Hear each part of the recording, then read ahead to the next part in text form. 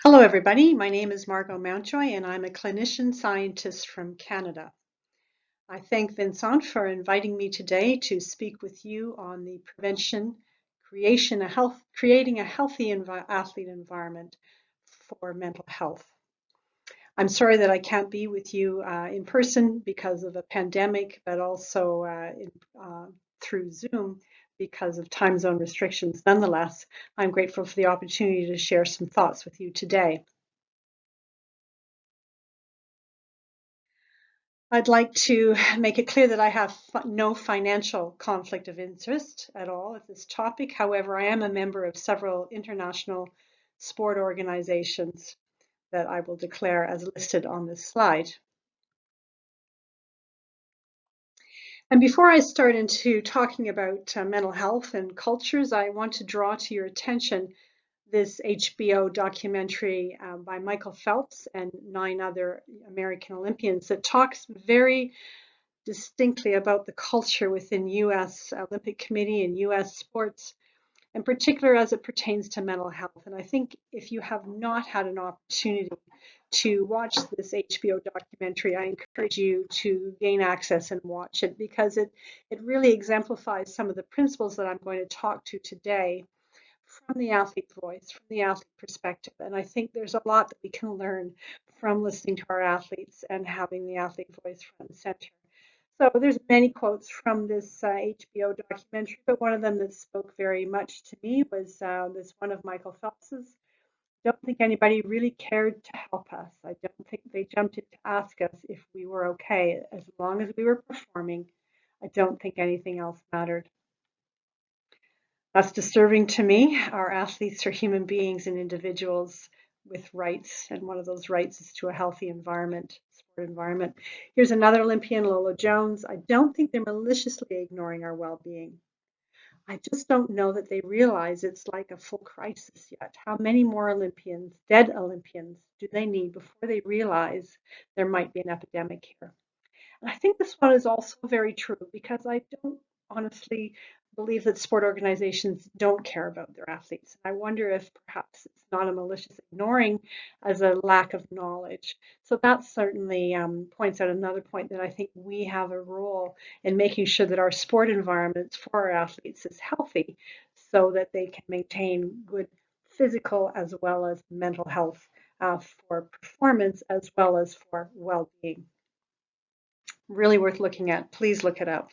I know it was certainly quite a watch, let's say, for me. I know many of these athletes, and it was a difficult watch, but I think one that we all should be engaged with. So, what about the importance of sport culture for mental health? Well, I'm going to quote from the IOC Consensus on Mental Health in Elite Athletes, Claudia Reardon et al. So in quotes, optimize environments to which all athletes train and compete. This sport culture is very important to ensure healthy mental health. And again, a second quote, create an environment that supports mental wellness and mental health seeking. So this is an important thing that we should strive for in order to improve athlete mental well-being. One of the important things we should be looking at is the culture in which our athletes train and compete, as these environments may actually be toxic. And that's my talk today, is talking about toxic sport environments. What are they? Why? And what can we do about it?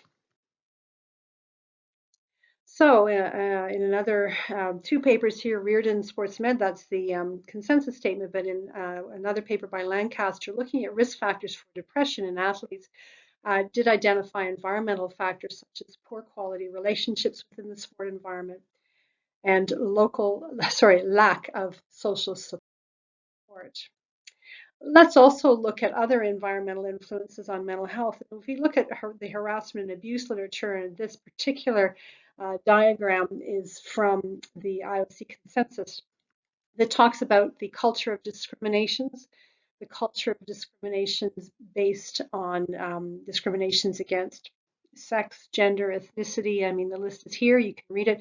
There's many reasons why there's power differentials and a toxic culture based on these discriminations that eventually lead to harassment, abuse, that lead to impacts of mental health for our athletes. Now, not all athletes have mental health repercussions from harassment abuse, but the majority do who experience this. And they may be anxiety, depression, suicide, OCD, drug addictions, etc. So that you can see that the harassment abuse and the impacts of it are really rooted in a culture that's toxic, a culture that has discriminations that are allowed to proliferate and prolongate that leads to this. So again, another example that the environment itself is very important and integral to ensuring athlete health and well-being, including their mental health. So let's talk about some toxic cultures in sport. What are some examples and what can we learn from them? Well, I'll start off by looking in my own backyard. And there's been a recent survey, so 2019, by Gretchen Kerr and her team from the University of Toronto, that surveyed 1,001 current and former Canadian national athletes from 60 different sports across sports cultures, and found that 60% had experienced psychological harmful behavior, 20% sexual harmful behavior, and 14% physically harmful behavior. Now, the reasons for this are not identified, but suffice it to say that this has been a wake-up call within Canada and Canadian sport to address the environments of our daily training environment and competitive environments for our elite athletes. This is not okay. Here's another toxic culture, and this is a culture in one that believes that win at all costs is the attitude. And with this attitude comes risk. So here's an example of the Nike Oregon project. This has been in the media that Mary Kane, an athlete under coach Alberto Salazar, alleged that he was harassing and abusing her, which led to all kinds of mental health as well as physical secondary impacts, including the development of REDS, stress fractures, eating disorders, low bone mineral density, as well as mental health sequelae. So what we can learn from this is that it's a win at all costs attitude of this sport organization that really held a damaging effect on the athletes, or at least this athlete in particular, and for which Alberto Salazar subsequently has apologized in the media, in the public domain, for his behaviors. Another part of our sport culture that can be very damaging to the mental health of our athletes is the exploitation component through the media and business interests of sports. So again, it's an American-focused quote. This is from Lauren Fleshman. She was also involved with the Nike Oregon project. And I quote, America loves a good child prodigy, and businesses are ready and waiting to exploit the story, especially when it comes to girls. And when you have good girls, these girls are good at following directions and they're good to the point of excelling, that's when you'll find a system that's happy to take them, and it's ripe with abuse. So this culture of exploitation for media's purposes and for business purposes that puts the athlete as a commodity as opposed to a human being with a voice and with rights. Coaches have also been implicating in creating daily training environments that are toxic, and I will list within the National Hockey League, ice hockey. This is in the public domain. Mike Babcock has been fired for abusive behavior with the Toronto Maple Leafs. Mark Crawford has been also alleged harassment and abuse with the Chicago Blackhawks, and Daryl Suter for condoning and supporting hazing rituals in the LA Kings. And Dan Sarcillo is the athlete who's brought this story forward. And so these stories, what we can learn from them is that our coaches also need some education on improving their styles to be more conducive to healthy training environments where we empower our athletes to excel and be their best and push beyond their comfort levels, as opposed to using fear, intimidation, and other kinds of styles that can be counterproductive, and in fact, not only counterproductive to performance, but damaging and potentially toxic for athlete mental health.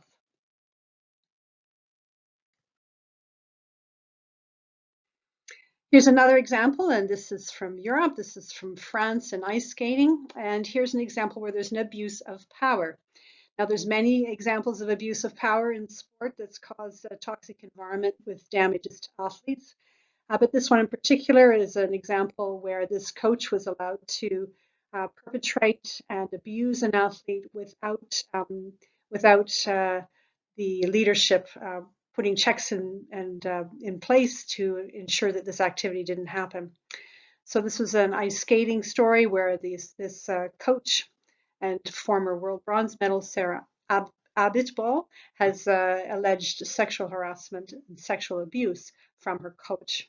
And this abuse of power is another component of cultures that are conducive to mental health problems from the abuse in the sport.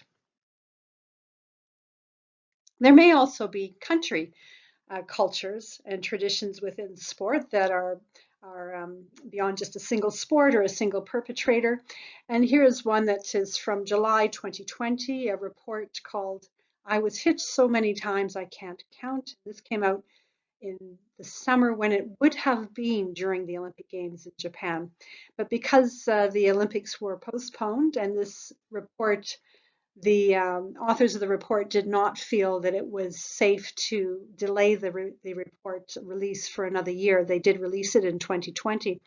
And this report talks about the cultural practice of taibatsu. This abuse of children in Japan within the sport context is actually giving a name, and that is taibatsu. And that's where children are physically abused with punishment, hitting with a stick, hitting with the hand, yelled at, and abused as being part of their country's culture.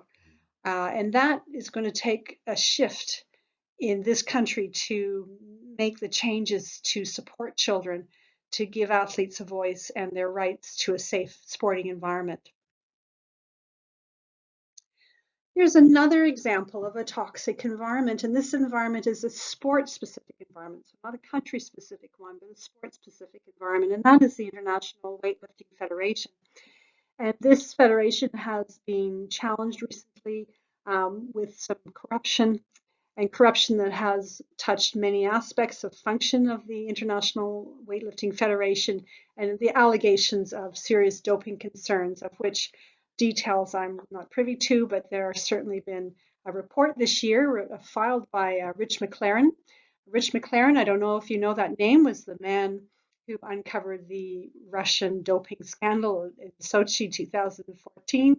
So this is a Canadian lawyer who investigates international federations and sport organizations. And in his report, he says any conduct at the highest levels of a federation that permits the rule by fear, deception, and corruption to satisfy personal desires acts to the detriment of the sport's key stakeholders, the athletes. So this is an environment where athletes have been doped, and with the harassing, with the athletes having no power, where they are being doped and it's being condoned at the highest levels, is one where athletes will not have a healthy environment. I suppose no talk about toxic environments is complete without mention of the Larry Nassar and USA Gymnastics situation. And this is one where we can learn about failed leadership. And that's another component of toxic cultures. I'm sure you're familiar that USA Gymnastics has been to courts, and that there was a settlement offered to the victims of the Larry Nassar sexual abuse scandal. Larry Nassar was a physician who sexually abused young women, young gymnasts, for many years. And let's talk a little bit about this lack of leadership. If you look at this diagram, this shows a timeline in the Larry Nassar case, and the red circles with the R in it are the number of times that people had actually reported the abuse to people in positions of power, and nothing was done about it. So the first report was in 1997. It was until 10 years later and 7 more reports before finally Rachel Denhollander, who's pictured here, took it further, her abuse, and was able to make this into a federal lawsuit. And she was able to rally all of the victims and bring their victim impact statements to the trial in the United States. So this is 10 years where the abuse continued to happen, where the leadership did not respond to the allegations of abuse and listened to these young women, and could have prevented many more people from being traumatized and damaged by this sexual abuse. So this is a culture where it's very clear to say that the leadership failed to protect the athletes within their sport. And here they are. I bring this to your attention only to say that when we're talking about cultures and systems, there's actually people behind these systems. And these are some of the women during their impact statement. And here's a list of all of the women that gave their impact statements, doing 3 days, over 20 hours of video. So Melissa McCraden, she's a social scientist from the University of Toronto, has analyzed these statements, these victim impact statements, and she's done a qualitative research on this and found different themes in the athletes' victim statements. And one of the themes is psychiatric problems. And here's some of the things that she found in her analysis. Self-care is hard to manage when your soul has been scarred, is the quote that she uses. But here are some of the things she found when analyzing the victim impact statements. Fear of men, fear of medical practitioners, anxiety, panic attacks, depression, PTSD, suicide, self-harm, eating disorders, and substance abuse. That is a really disturbing finding. Um, Nearly 2/3 of the victims that gave their impact statement during the trial described significant psychiatric symptoms following their abuse. That has persisted beyond the time of the abuse. And so what happens in an athlete is in these toxic cultures doesn't go away the day they leave or the day they retire. It can be persistent, not the harassment and abuse, but the effects, the long-term effects from this toxic culture. So she sums up in a nice little diagram here, putting it together about her analysis of what happened through her review of the victim impact statements. That the athlete was highly driven. They had a desire to pursue their sport, to compete, to win. They rationalized what was happening as something that was normal, and they were influenced by their environment, and they were not given a choice. They were not given a voice, and they were silenced. Within that gymnastics community, it was known that he is the best. They did not value the athlete's voice. They did not listen to them. It was accepted what was going on by the community. And the culture, there was a militaristic, disciplined type culture. The parents were not given a voice. The girls were not given a voice. They were devalued. It was self-governed without checks and balances. So put these things together, and you have an environment, a toxic environment, where these kinds of things can happen that lead to athlete mental health challenges. So in the IOC consensus statement on harassment and abuse, 2016, it is identified that failed leadership is the cause of harassment and abuse leading to mental health problems, where you have lack of policies and procedures, lack of independent reporting, and lack of a safeguarding officer in a culture where there's high perpetrator inclination and motivation and high athlete vulnerability. And I think you can see how that diagram pertains very well to the recent story I just described on Larry Nassar, but it applies to many more within sport, unfortunately. So to further this, a toxic culture is abuse is nurtured in a sport culture where athletes are commodified in an environment that pursues winning at all costs, where the athletes have no power and no voice, where their abuse is either accepted as the norm or it is ignored. So this, I think, is a very important statement when we are talking about toxic cultures and athlete mental health. So what can be done in a toxic environment? We can implement codes of conduct. We can make sure that the leadership itself approves and buys into this. And if they don't, then they must leave and new leaders come in that actually support the premise of healthy training environments. We must educate everyone within sport and develop policies and procedures. The athletes themselves must learn and must have a voice that's valued and not commodified. We improve their networks and make sure that the personal life and athletic lives are well balanced with good team cohesion and coach and team monitoring and expectations are well maintained. In systems, we should have an international sports safeguarding agency with an offender database and improving our research gap. And indeed, as I mentioned, it takes a cultural shift in many countries and sports to improve the daily training environment. How do we prevent it? We have political prioritization from the top. We have a mental health action plan, which includes a social media campaign to decrease stigma. We have an emergency action plan. What does the sport do? What are the steps if there's an emergency during an event? Make sure our team physicians are educated to know how to recognize, prevent, treat, and manage athlete mental health. Make sure that our coaches are educated, as well as including mental health support at our organizing committees and in our current medical committees. And finally, making sure that our policies and procedures around harassment and abuse are implemented. So our toxic sport cultures definitely are hazardous to athlete mental health.